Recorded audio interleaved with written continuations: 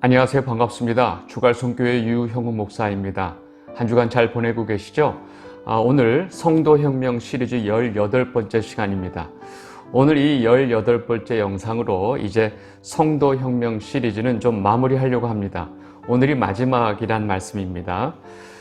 그동안 이 성도혁명 책을 또 구입해서 열심히 읽고 또 이 성도혁명 시리즈 영상을 열심히 봐주신 이 주갈성 성도 여러분들께 감사의 마음을 전합니다.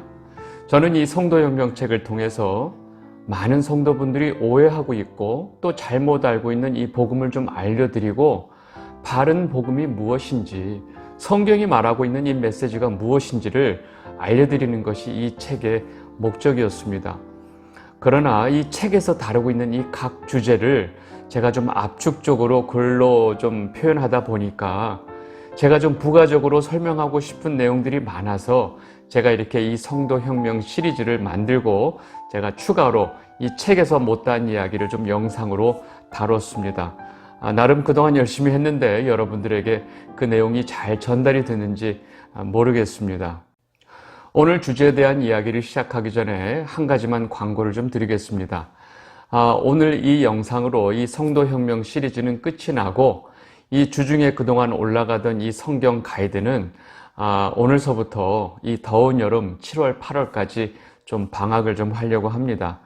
제가 좀 몸도 그렇고 마음도 그렇고 영혼도 그렇고 조금 휴식이 좀 필요한 것 같습니다. 그래서 여러분들 제가 2달 동안 좀 쉬려고 하니까 양해해 주시고 요 방학은 이 9월 달에 다시 개강을 하려고 합니다. 9월에 시작되는 성경 가이드는 그동안 제가 계속 준비를 해왔고 또 계속 시기를 기다리고 있었던 요한계시록을 시작하려고 합니다. 사실 이 요한계시록은 너무나 오해가 많은 책입니다. 그리고 대부분 이단 종파에서 마치 이 자신들의 전유물처럼 사용되었던 책이 바로 요한계시록입니다. 그렇게 너무나 많은 이 요한계시록, 이 종말론에 대한 이해가 사실은 까보면 거기에 핵심이 되는 것이 바로 뭐냐면 세대주의 종말론이 아주 핵심이 됩니다. 그래서 이 우리가 요한계시록을 이해하고 볼 때 이 세대주의 종말론이 덮어놓은 많은 이야기들을 다 걷어내야 비로소 요한계시록의 메시지를 바르게 볼 수 있습니다. 이 대부분 성도분들이 세대주의 신학에서 말하는 이 요한계시록에 너무나 익숙해져 있기 때문에 제가 사실 그 부분에 대해서 계속 이 요한계시록을 미뤄왔던 것입니다. 왜냐하면 사실 저와 이 주갈성 성도 여러분들 간에 제가 말씀을 전하는, 이 복음을 전하는 저에 대한 신뢰가 필요했기 때문에 제가 그동안 좀 기다렸습니다. 그런데 이제 때가 된 것 같습니다. 이번 9월에 시작되는 이 요한계시록은 그동안 이 세대주의 신학이 묻혀놓은 이 잘못된 거짓의 이 때들을 다 벗겨내고 있는 그대로 요한계시록이 성경으로서 우리에게 무슨 복음의 메시지를 전하는지를 제대로 제가 설명해 드리고 알려드리는 것이 목적입니다. 여러분들 모두 이렇게 9월에 다시 시작하는 이 성경 가이드 이 요한계시록 편을 위해서 같이 기도해 주시면 너무 감사하겠습니다. 제가 정확하게 기억은 안 나지만 제가 대학을 졸업한 이후에 굉장히 청년 시절, 한창 젊은 시절에 그때 당시 이 교계에서 굉장히 센세이션을 일으키면서 너무나 유명해진 목사님이 계셨어요. 그런데 제가 그 우연히 그 목사님이 그 후배 신학생들에게 강의했던 그 내용 테이프를 듣게 됐습니다. 그때는 다 테이프로 들었으니까요. 그 강의가 다 마치고 한 신학생이 그 목사님에게 다음과 같이 질문을 했습니다. 목사님, 우리는 앞으로 이 신학교를 졸업을 하고 다 우리가 목사가 될 텐데 정말로 목사님이 생각하시기에 훌륭한 목사가 되기 위해서 무엇이 가장 필요한지 저희 후배들에게 선배 목사님으로서 조언을 부탁드립니다 하고 어떤 신학생이 이 목사님에게 사실 질문을 했어요. 그 목사님의 사실 설교 메시지가 당시 다른 여러 목사님들과는 너무나 이 수준 차이가 났고 굉장히 신선했기 때문에 그 순간 신학생이 그 목사님에게 던진 이 질문에 대해서 이 목사님이 어떤 대답을 할까 내심 기대감을 가지고 저는 들을 수밖에 없었습니다. 근데 이 질문은 사실 굉장히 광범위하고 이렇게 간단히 대답할 질문도 아니었어요. 그런데 그 목사님이 그때 제가 느끼기에 너무 명쾌하게 딱 두 마디로 그 신학생 질문에 대해서 답을 하는 것이었습니다. 그 목사님이 뭐라고 대답을 했냐면, 하나님께서는 목사를 만들지 않으시고 사람을 만드셨습니다. 좋은 사람됨이 있다면 누구나 다 좋은 목사가 될 수 있습니다. 라고 아주 그 학생 질문에 대해서 다음과 같이 간결하게 대답을 해주셨습니다. 저는 그때 그 목사님의 이 너무나 명쾌하고 시원한 대답에 적잖은 충격을 받았습니다. 그 당시 제 어린 시절, 제 눈에 보기에도 정말로 저분이 어떻게 목사님일 수 있지라는 생각이 들 정도로 기본적인 인격도 안 돼 있는 목사님들을 제가 많이 봤기 때문에 그런지도 모르겠습니다. 그때 당시 목사한테 사기를 당했다고 하는 사람들이 너무 많았고, 또 목사한테 사기를 당해서 내 인생 망쳤다고 말하는 사람들이 왜 그렇게 많았는지 정말로 이해가 안 되는 시기였습니다. 사실 목사님이면 일반 교회 다니는 사람들보다도 일반 사람들은 말할 것도 없고 도덕적으로나 또 인격적으로 더 훌륭한 분이어야 한다라고 생각을 했는데, 사실 이 현실적으로 너무나 정반대인 경우가 너무나 많았기 때문에 사실 그때 그 목사님의 대답은 제게 너무나 통쾌함을 주었던 것입니다. 저는 그 목사님 대답에 아주 그냥 무릎을 탁 치면서, 맞아, 일단 이 사람이 되어야지 좋은 목사가 될 수 있지 않을까? 그리고 그 목사님의 대답에 너무나 동감을 했습니다. 그리고 그 후로 저는 그 목사님의 많은 설교와 책을 접하게 되는 하나의 그런 계기가 되었습니다. 그렇게 제가 그 목사님의 그 대답에 감탄하던 이후에 많은 시간이 지났습니다. 대략 굉장히 많은 시간이 지났죠. 몇십 년이 지났는데, 그 많은 시간이 지나면서 저도 어느새 목사가 되어서 이 여러분들에게 이렇게 복음을 전하게 되었습니다. 그런데 그때 제가 그 어린 시절 그렇게 저를 감동시켰던 그 목사님의 대답에 대해서 지금 나는 과연 어떤 생각을 할까라고 생각을 해보게 되었습니다. 그 목사님의 그 대답이 왜 그렇게 청년 시절 제게 이 감동과 명쾌함을 주었을까?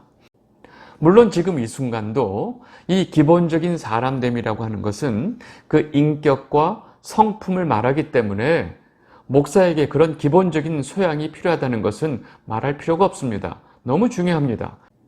그런데 우리는 여기서 한 가지 좀 생각해 봐야 할 게 있습니다. 제가 만약에 이제 가정을 한번 해보겠습니다. 정말로 목사님들은 하나님의 말씀과 예수 그리스도의 복음을 목숨 걸고 전해야 되는데, 지금 이 시대의 모든 목사님들이 다 도둑질만 하고 있다고 생각을 해보겠습니다. 모든 목사들이 다 도둑질만 하니까 도둑질만 안 하면 좋은 목사라고 생각을 하게 되는 것입니다. 여러분, 도둑질 안 하는 목사가 좋은 목사일까요?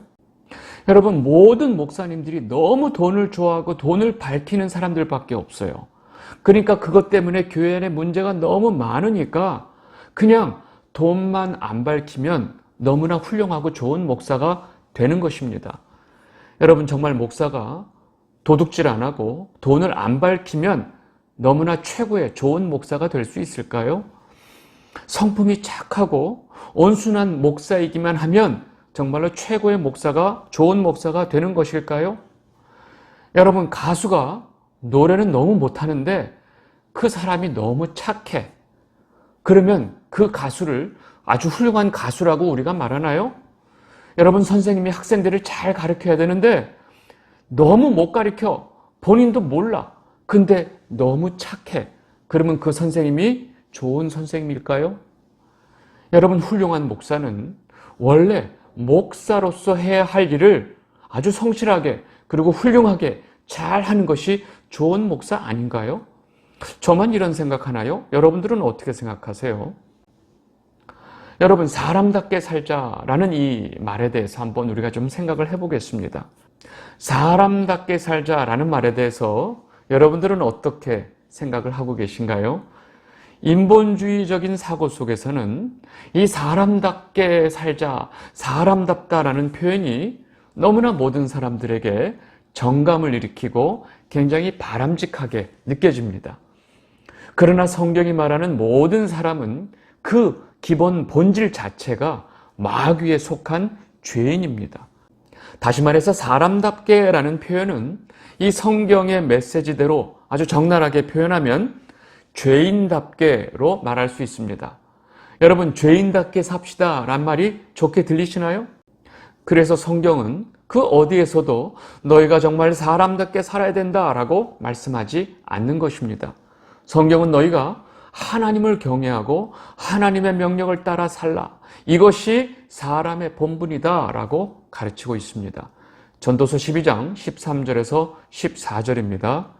일의 결국을 다 들었으니 하나님을 경외하고 그의 명령들을 지킬지어다. 이것이 모든 사람의 본분이니라. 하나님은 모든 행위와 모든 은밀한 일을 선악간에 심판하시리라. 아멘. 여러분, 이뿐만이 아닙니다. 성경은 너희가 정말로 사람답게란 말은 그 인간이 가지고 있는 그 육신의 본래 그 습성대로 살면 너희는 죽는다라고 성경이 말합니다. 로마서 8장 13절입니다. 너희가 육신대로 살면 반드시 죽을 것이로되 영으로서 몸의 행실을 죽이면 살리니. 여러분, 이렇게 성경은 인간이 하나님 아버지를 떠나서 절대로 스스로 살 수 없는 죄덩어리라고 가르치고 있습니다. 성경은 우리가 하나님 아버지께서 보내주신 그 예수 그리스도를 믿는 믿음을 통해서만 우리가 의롭게 될 수 있고 또 그 믿음을 통해서 우리가 생명을 얻을 수 있다라고 말하고 있습니다. 왜냐하면 하나님 아버지와 예수 그리스도를 알지 못하는 사람에게 사람다움, 사람답게라는 표현은 곧 성경대로 하자면 죄인다움, 그 다음에 죄인답게를 의미하기 때문입니다. 그래서 그 어린 시절 제가 그렇게 감동받았던 그 목사님의 대답을 지금 제 입장에서 조금 수정을 하자면 좋은 사람됨이 있다면 좋은 목사가 될 수 있다가 아니고 하나님 앞에 온전한 성도의 모습이 있다면 좋은 목사가 될 수 있습니다 라고 말씀드릴 수가 있습니다. 누구든지 사실 목사이기 전에 하나님 앞에 성도이기 때문입니다. 이 부분에 대해서 이 주갈성 성도 여러분들은 어떻게 생각하시나요? 여러분, 제가 이런 이야기를 제가 서두에 말씀드리고 있는 것은 아직도 성경을 이 도덕 윤리의 책으로 이해하시는 분들이 많이 있기 때문에 제가 이런 말씀을 드리고 있습니다. 사람들이 착하게 살고 남을 돕고 사는, 한마디로 정말로 사람답게 사는 것을 가르치는 책이 성경의 메시지다라고 이해하고 있는 것입니다. 여러분, 성경은 우리에게 사람답게 사는 것을 가르치는, 즉 도덕 윤리를 말하고 있는 그런 책이 아니라는 것입니다. 성경이 말하는 이 복음, 성경 메시지의 핵심은 절대로 그런 메시지가 아닙니다. 성경은 처음부터 끝까지 이 쇳덩어리인 인간을 하나님의 아들이신 예수 그리스도를 통해서 어떻게 그 죽음 가운데서 구원해 주시는가에 대해서만 말하고 있는 것입니다. 그래서 하나님의 사랑으로 오신 예수 그리스도에 대해서만 성경이 말하고 있는 것입니다. 요한일서 4장 9절에서 10절입니다. 하나님의 사랑이 우리에게 이렇게 나타난 바 되었으니 하나님이 자기의 독생자를 세상에 보내심은 그로 말미암아 우리를 살리려 하심이라. 사랑은 여기 있으니 우리가 하나님을 사랑한 것이 아니요 하나님이 우리를 사랑하사 우리 죄를 속하기 위하여 화목제물로 그 아들을 보내셨습니다. 아멘. 창조주이신 하나님 아버지를 떠나 살면서 이 죽음의 심판을 향해 달려가고 있는 그 인간들에게 하나님 아버지께서 일방적으로 사랑으로 오셔서 우리를 구원해 주신 것입니다. 그렇기 때문에 그 사랑으로 오신 예수 그리스도가 우리에게 가장 중요한 분이 되는 것이고 또 그분 예수 그리스도가 누구인지를 우리에게 알려주고 있는 것이 바로 성경이라는 것입니다. 우리는 오로지 예수 그리스도만을 통해서 하나님과 화목할 수 있고 또 예수 그리스도만을 통해서 하나님 아버지께로 갈 수 있습니다. 그래서 예수님께서 다음과 같이 너무나 분명하게 말씀을 하신 것입니다. 요한복음 14장 6절입니다. 예수께서 이르시되 내가 곧 길이요 진리요 생명이니 나로 말미암지 않고는 아버지께로 올 자가 없느니라. 아멘. 여러분, 제가 이렇게 성경은 우리의 윤리 도덕을 말하는 책이 아닙니다 라고 말하면 꼭 다음과 같이 반문하시는 분이 있어요. 그러면 예수 믿고 교회 다니면서 사람답게 살지 말라는 것입니까? 여러분, 성도가 삶 속에서 다른 사람들보다 더 윤리적으로, 더 도덕적으로 살아야 한다는 것은 너무 당연한 겁니다. 여러분, 성도는 이 사회의 법을 잘 지켜야 될 뿐만 아니라 이 사회 규범으로 정해놓은 윤리와 도덕도 잘 지켜야 합니다. 너무나 당연하죠. 그런데 엄밀히 말하면 성경이 성도들에게 요구하고 있는 것은 그 윤리 도덕 위에 있다는 것입니다. 대부분 사회 규범은 겉으로 드러나는 행동에 대해서 규범을 정해놓고 있지만 성경은 그 행동이 나오기 전에 그 마음 상태부터 이미 규정을 하고 있기 때문입니다.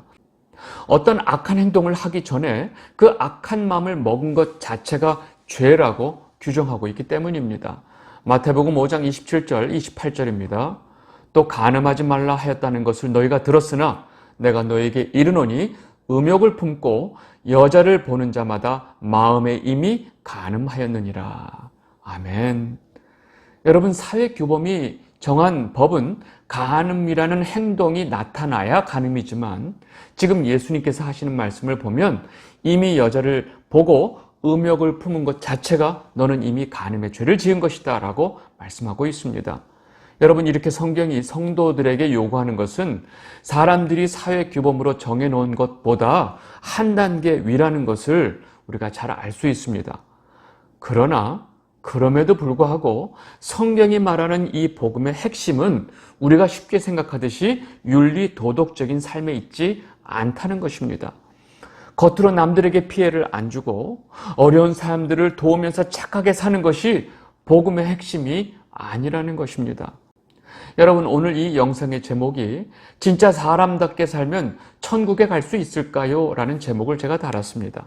여러분, 이 질문에 대해서 우리가 이해를 하려면 기본적으로 우리 성도의 자리, 성경이 말하는 인간의 본래 자리가 어떤 자리인지 분명히 알아야 합니다.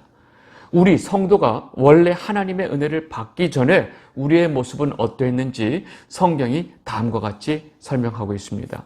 에베소서 2장 1절, 그는 허물과 죄로 죽었던 너희를 살리셨도다. 지금 우리가 예수님을 알기 이전에, 하나님의 백성이 되기 이전에 우리의 본래 모습을 성경이 뭐라고 표현하느냐? 너희는 죽어 있었다 라고 말하고 있습니다. 그리고 그렇게 죽어 있었던 상태의 인간의 원래 모습을 다음과 같이 아주 구체적으로 설명합니다. 에베소서 2장 2절에서 3절입니다. 그때 너희는 그 가운데서 행하여 이 세상 풍조를 따르고 공중의 권세 잡은 자를 따랐으니 곧 지금 불순종의 아들들 가운데서 역사하는 영이라. 전에는 우리도 다 그 가운데서 우리 육체의 욕심을 따라 지내며 육체와 마음에 원하는 것을 하여 다른 이들과 같이 본질상 진노의 자녀이었더니. 여러분, 지금 성경이 말하고 있는 이 성도의 원래 모습, 즉 예수님을 믿기 이전의 원래 모습은 이 세상 풍조를 따라 살면서 이 공중의 권세 잡은 자, 즉 악한 영의 이 권세 아래 살았다는 것입니다. 그러면서 내 육체가 원하는 것, 내 마음이 원하는 것을 추구하며 살았다고 말합니다. 다시 말해서 이렇게 살아가는 인간의 모습을 지금 성경이 죽었다라고 표현하는 것입니다. 왜냐하면 이와 같은 삶의 모습은 하나님의 진노를 피할 수 없는, 이 본질상 진노를 받을 수밖에 없는 진노의 자녀의 모습이기 때문입니다. 여러분, 이렇게 성경의 메시지가 너무나 분명하고 확실한데 이 성경의 메시지를 무시하고 우리가 이 사회에서 좀 더 착하게 살고 교회 봉사 열심히 하고 헌금 많이 하면 하나님께서 우리를 칭찬해 주시고 구원해 주실 것이다 라고 생각하면 정말로 이 성경의 복음의 메시지를 완전히 오해하게 되는 것입니다. 이런 착각 속에 살고 있는 유대인들에게 예수님께서 다음과 같이 경고하신 말씀을 우리는 분명하게 기억해야 합니다. 마태복음 7장 21절 23절 나더러 주여 주여 하는 자마다 다 천국에 들어갈 것이 아니요 다만 하늘에 계신 내 아버지의 뜻대로 행하는 자라야 들어가리라. 그날에 많은 사람이 나더러 이르되 주여 주여 우리가 주의 이름으로 선지자 노릇하며 주의 이름으로 귀신을 쫓아내며 주의 이름으로 많은 권능을 행하지 아니하였나이까 하리니 그때 내가 그들에게 밝히 말하되 내가 너희를 도무지 알지 못하니 불법을 행하는 자들아 내게서 떠나가라 하리라. 아멘. 여러분 지금 예수님께서 뭐라고 말씀하시나요? 그 어떤 종교 행위도 그 어떤 선행도 구원의 조건이 될 수 없다라고 너무나 분명하게 선을 긋고 말씀하고 계십니다. 오로지 하나님 아버지의 뜻대로 행하는 자, 하나님 말씀대로 사는 자가 구원을 받는다라고 말씀하고 계십니다. 그런데 그렇게 중요한 하나님의 뜻과 하나님의 말씀에는 관심이 없으면서 내가 구원을 받을 수 있다고 말하는 것은 도대체 무슨 자신감에서 그런 말을 할 수 있을까요? 이렇게 성경은 하나님의 뜻과 상관없이 인간 본연의 마음을 가지고 인간의 뜻대로 살아가는 자를 죽어있는 자라고 말하고 있다는 것입니다. 여러분 그런데 그렇게 죽어있는 자들끼리 누가 더 착한지 누가 더 윤리적인지 누가 더 도덕적인지 말하는 것이 도대체 무슨 의미가 있을까요? 여러분 정말로 사람답게 살면 천국에 갈 수 있을까요? 제가 알기로는 천국은 고사하고 확실하게 지옥에 갈 수 있습니다. 그런데 목사라고 하는 사람들이 정말로 우리가 사람답게 사는 것이 우리가 천국 가는 길이다 라고 가르치는 것에 대해서는 여러분들 어떻게 생각하시나요? 그런 가르침을 하는 목사들이 이 사회 전반적으로 인기가 있고 또 인정받는 이유는 또 무엇일까요? 여러분 이 부분에 대해서 분명히 알고 여러분들의 대답이 있어야 합니다. 여러분 성도는 예수 그리스도의 사랑으로 인해서 죽어 있었다가 다시 생명을 얻은 자들입니다. 그런데 그렇게 죽어 있었던 자들에게 다시 예수 그리스도가 생명을 주셨는데 이전과 같이 죄인처럼 막 살 수 있을까요? 절대로 그럴 수 없다는 것입니다. 로마서 6장 1절에서 2절입니다. 그런즉 우리가 무슨 말을 하리요? 은혜를 더하게 하려고 죄에 거하겠느냐? 그럴 수 없느니라. 죄에 대하여 죽은 우리가 어찌 그 가운데 더 살리요? 여러분 성도는 그뿐만이 아닙니다. 성도는 이제 자기 자신을 위해서 사는 존재가 아닌 우리에게 죽음을 통해서 다시 생명을 주신 예수 그리스도를 믿는 믿음 안에서 살아야 하는 것입니다. 갈라디아서 2장 20절입니다. 내가 그리스도와 함께 십자가에 못 박혔나니 그런즉 이제는 내가 사는 것이 아니요 오직 내 안에 그리스도께서 사시는 것이라. 이제 내가 육체 가운데 사는 것은 나를 사랑하사 나를 위하여 자기 자신을 버리신 하나님의 아들을 믿는 믿음 안에서 사는 것이라. 아멘. 여러분 하나님의 은혜로 구원받은 자의 삶을 한마디로 말하면 내가 사는 것이 아니고 내 안에 그리스도가 사는 것이라고 말할 수 있습니다. 나를 위해 사는 것이 아니고 나를 위해서 십자가에 달려 죽으신 예수 그리스도를 위해 사는 것입니다. 그래서 예수님께서 자기를 부인하고 십자가를 지고 나를 따르지 않는 자는 내게 합당하지 않다라고 말씀하신 것입니다. 마태복음 10장 38절 또 자기 십자가를 지고 나를 따르지 않는 자도 내게 합당하지 아니하니라. 아멘. 이 영상을 보고 계신 주갈성 성도 여러분, 성경은 우리에게 사람답게 살아라 라고 말하는 책이 아닙니다. 그리고 사람답게 산다고 절대로 천국 갈 수 없다는 것은 이제 너무나 분명한 사실입니다. 윤리 도덕적으로 남들보다 더 착하게 살라고 말하는 것이 성경이 말하는 복음의 초점이 아니기 때문입니다. 물론 우리는 성도에서 이 땅에 살면서 누구보다도 윤리와 도덕을 지키며 정말로 사람들이 말하는 사람답게 살아야 하는 것은 너무나 당연합니다. 문제는 성도들이 이제 자기 자신을 위해서 사는 자들이 아니라는 것입니다. 성도는 이 세상에서 그 누구보다도 도덕적으로 윤리적으로 살아야 하지만 그 이전에 성경이 말하는 성도의 삶은 우리에게 새 생명을 주신 예수 그리스도를 위해 살아야 한다고 말하고 있습니다. 여러분 이제 성경의 메시지, 복음의 핵심이 무엇인지 잘 이해하셨죠? 여러분들 앞으로 이러한 이 인본주의적인 사고로 성경을 설명하고 사람들에게 정말로 사람답게 사는 것이 우리가 구원받을 수 있는 길입니다 라고 대부분의 많은 사람들을 미혹하고 있는 이런 분들의 가르침을 여러분들 잘 분별하게 되시기를 진심으로 바랍니다. 여러분들 모두 이 십자가의 복음을 붙들고 끝까지 승리하며 성도의 삶을 살게 되시기를 진심으로 바랍니다. 오늘 이 성도혁명 시리즈 18번째 마지막 영상은 여기서 마무리하도록 하겠습니다. 감사합니다.